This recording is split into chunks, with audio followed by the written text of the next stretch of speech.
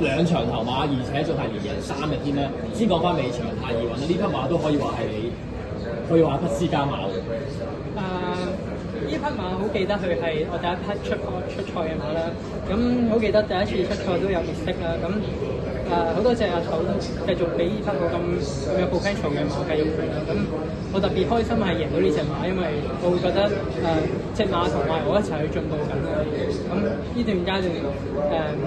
有騎神操啊，有跑佢啊，每段階段都係用隻馬慢慢咁improve，所以特別開心贏咗佢。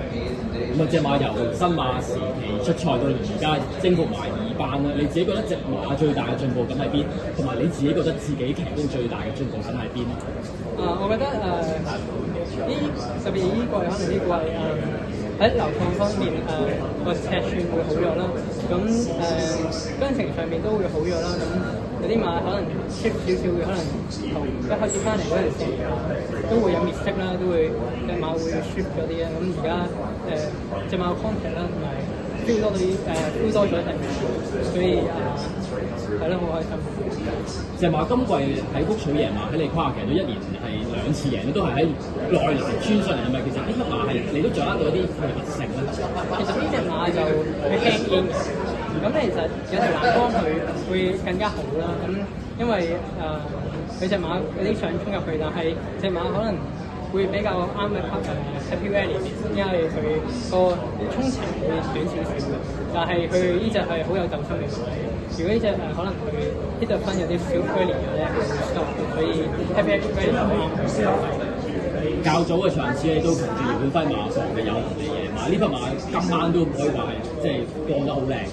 咁呢隻馬抽咗8檔啦，但係用少少咁好順利咁擺咗前面啦，咁隻馬都係 touch 住個 bridle 咁走得好舒服啦，咁走翻嚟都變咗好似2拎到，大概都走得舒服。咁啊，幾乎係今晚爭少少就連用3嘅穿羅手，佢有少少唔好彩，啱啱喺即係影相叮當叮當叮書，但係都發揮得好犀利。賽馬係咁。佢哋個沿途個走位係咪都預計係要留到最後咁衝上嚟咧？其實呢隻馬頭先阿頭就俾我好隨緣咁發揮嘅，咁佢呢隻馬帶咗 Bankers 啦今日，咁但係佢今日將出嚟佢亦都唔係好想上行，咁我就順住佢慢慢入咗去落嚟，咁隻馬 chop 得舒服喺上邊，咁就俾咗一段好勁嘅落勁。